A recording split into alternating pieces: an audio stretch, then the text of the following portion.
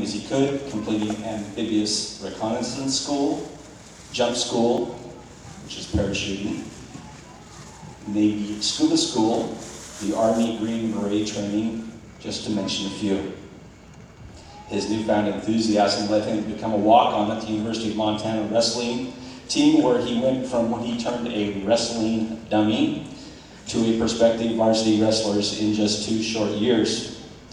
However, any chance at a scholarship faded when the championship program was terminated as a result of federal Title IX compliance requirements. In 1992, Mr. Adams completed his degree in education and accepted a commission as an officer in the Marine Corps. Ted became a combat engineer officer and served in a multitude of positions, including range maintenance officer, platoon commander, company commander, instructor of a reserve site, a facility engineer for Homeland Defense Command, a division engineer, and finally, a battalion commander. He was stationed at locations throughout the United States and also spent 5 years overseas in Okinawa, Japan. He served 4 combat tours, 1 in the Philippines, 1 in Iraq, and 2 in Afghanistan, cementing his faith in both the greatness and what he terms the evil of man. Although he was selected to continue his career in the Marine Corps, I apologize, there's a difference between corps and corpse. He chose to retire in 2011 in order to be closer and spend more time with his wife, his 2 children, and other family members who reside in Montana. Ted started coaching wrestling and teaching high school history and government in Stevensville in 2013, and he continues to do so today. He currently resides in Corvallis, Montana, and is a very well-liked and very well-respected teacher in our school system. Please welcome Stevensville High School teacher, Mr. Ted Adams, for his address.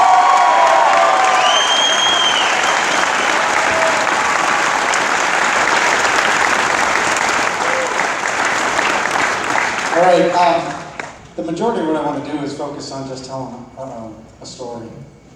I'm a history teacher, and so really I think history is about telling stories and hopefully making that connection between the relevance between what has happened in the past and how we can learn from that.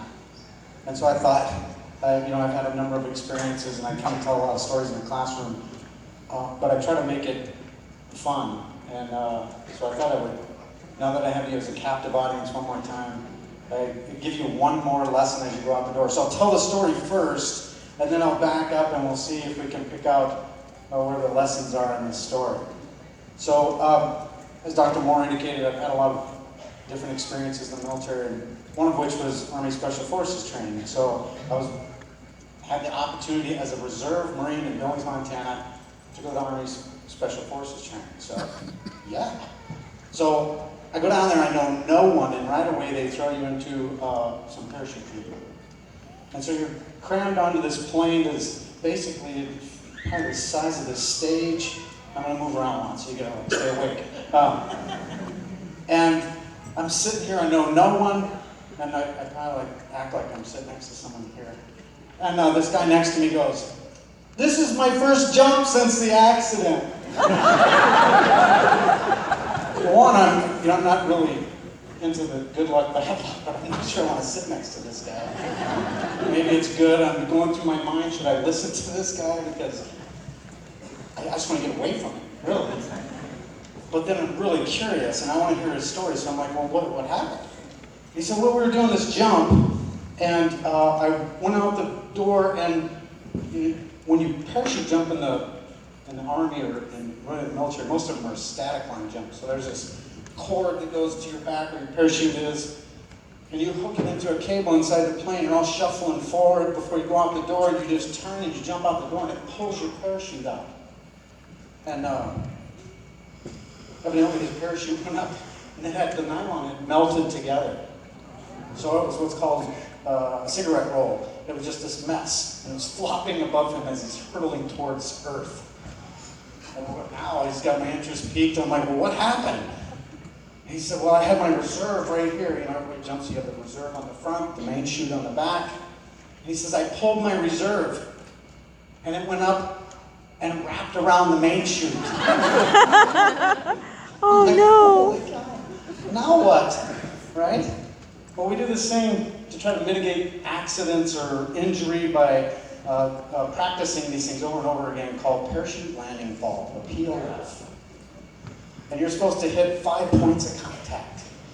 The balls of your feet, your calf muscle, your thigh, your butt, and then your back. Now some people have just 2 points of contact, like their toes and then their face. There we go. And he says, I'm like, well, what did you do then? And he says, I just did a dynamite parachute landing fall. I bounced. Wow, amazing. He says, well, I broke my legs and I broke a couple ribs, messed my back up, but here I am. I'm thinking, wow, amazing. You're back on the plane? No one forced you? And so we start going through the procedures as we approach the landing zone, the drop zone. And you've got to go through the commands: outboard personnel stand up, inboard personnel stand up. There's one people out here going, no, don't screw that Marine. And then they're check equipment, hook up. And so we're standing here, we hook up. And he goes, I don't know if I can do this. Uh-oh. Second thoughts now? And so they tell you ahead of time, if someone's going to have issues, flag down the jump master, and we'll deal with the situation. Which a lot of teachers wish we could deal with the situation. But anyway. And so he turns back, because he's right in front of me, and I'm waving at someone. And so the light turns green, everyone's shuffling forward, we're near the back, and he just stays there. And so they come running through the group of people, and he just grab him. And they start dragging him towards the entrance. And he's like a cat you're trying to throw in the water. All the way down the plane. He's gone. And I'm standing here like, wow. And they turn to me. Oh God, I just jumped out the door. I don't want to get that foot up my parachute.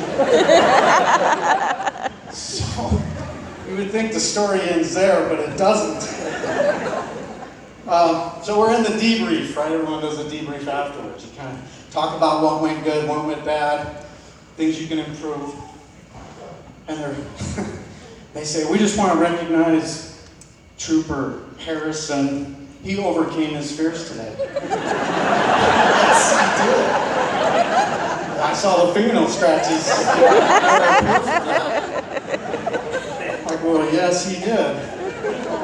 So I just thought, man, okay, that was the first jump. So what are the lessons, right? Oh, where's the?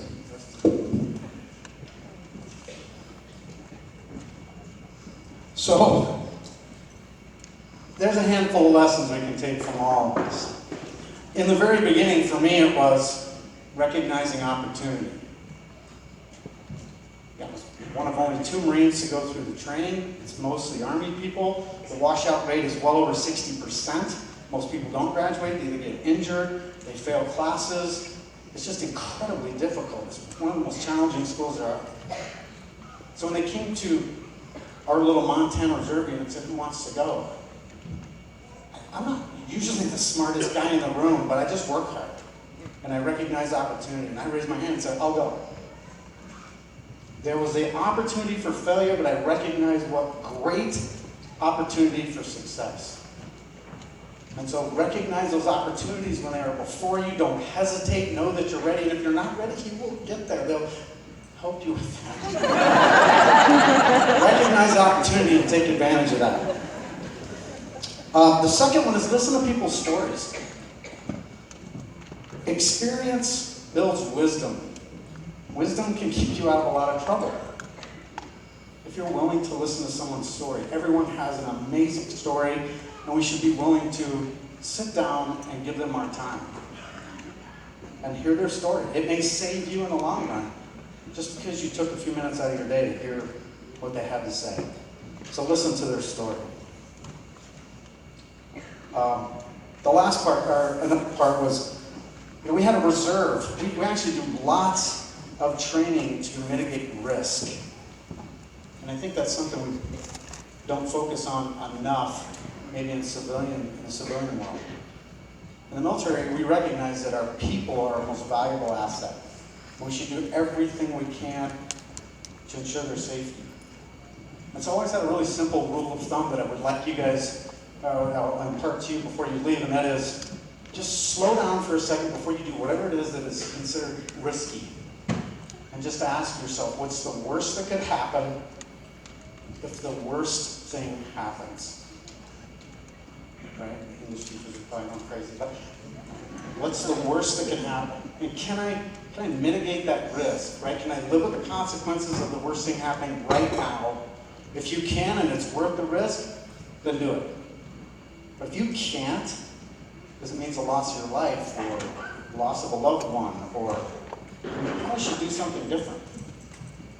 So just apply that little rule of thumb regarding risk. Be balanced. What is the lesson there, huh? Be resilient. No one initially forced him into that plan. You're going to run into those challenges in life where you fail, maybe horribly.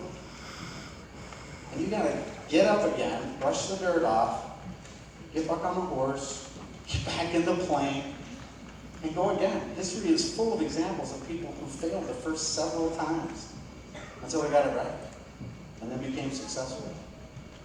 So, be resilient. The debrief. Step back from time to time and take a look at how you've done. Don't take it personal. No one's attacking you. It's professional, not personal. Professionals reassess how well they've done and then try to improve. So do that in everything that you do. Number 6, a good push out the door. As educators and parents and all the other people who have had a hand in preparing you for this moment, we've tried to ensure that when you pass through that door today, that you are the most ready for what life throws at you. We know you're ready. Some of you may not feel ready. I think most of you do. You'd sprint out if you had the chance, maybe. But go with confidence. You are ready. Finally, graduates, I challenge you to live life that is full of stories worth telling. Live life full of stories worth telling. Do that. Come back and see us. I'll sit down and listen to your stories. I know they'll be good ones. We've shared a few while you've been here, and for that I thank you. And so from this day forward, I just tell you good luck and Godspeed. Thank you.